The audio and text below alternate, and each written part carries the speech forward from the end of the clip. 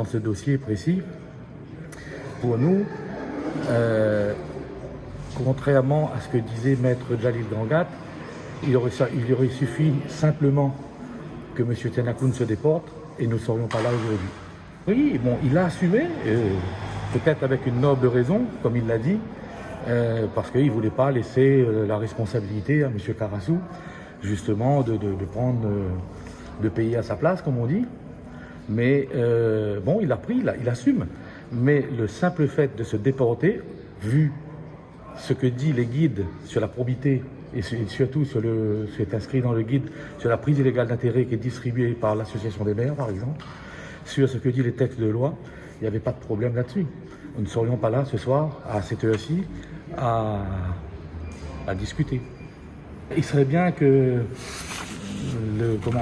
on lise complètement le plaidoyer d'Anticor. Nous ne sommes pas là pour détruire des hommes politiques, nous ne sommes pas là pour casser du politique, nous sommes là au contraire pour les aider à prendre des décisions correctes. Nous sommes entendus par les commissions parlementaires.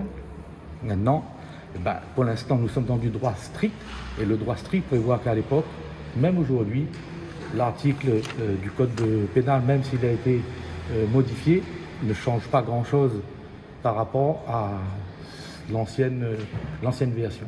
La loi auparavant se contentait d'un intérêt quelconque pris par l'élu ou le chargé de mission de service public pour caractériser l'infraction, entre autres.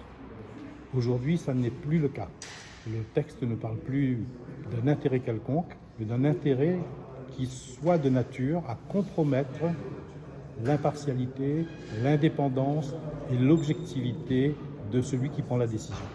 Donc c'est plus restrictif, ce n'est plus la même chose, et ça a été décidé au terme de commissions présidées par de très hauts magistrats qui ont estimé justement que l'ancienne infraction était beaucoup trop large et qu'elle n'était pas du tout salutaire pour le fonctionnement des institutions. J'ai plaidé le fait que de ne pas l'embaucher pouvait être constitutif selon les textes d'une discrimination qui est un délit. Donc, si on commet un délit en refusant d'embaucher quelqu'un, on cause une injustice. Vous trouvez que c'est juste vous de ne pas être embauché parce que vous vous appelez X, Y ou Z? Et uniquement pour cela? Alors que vous êtes compétent, vous êtes diplômé, vous savez faire le travail? Manifestement non. Personne ne peut trouver ça juste.